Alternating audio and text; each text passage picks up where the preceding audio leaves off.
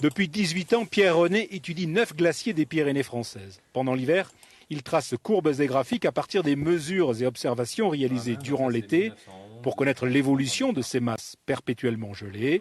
Principal terrain de jeu, le glacier d'Ossou, Vignemale, le plus vaste des Pyrénées françaises, soumis à un régime minceur continu.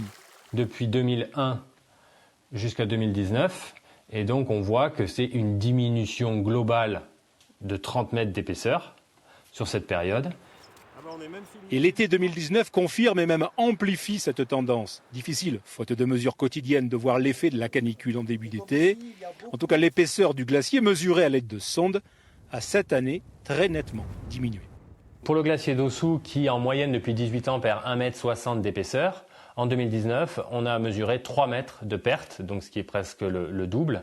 Et ceci reflète nettement qu'on a eu un été et puis globalement une année plutôt vraiment défavorable au glacier au niveau des Pyrénées, avec cette fonte parmi les plus importantes depuis qu'on mesure le glacier d'Ossou.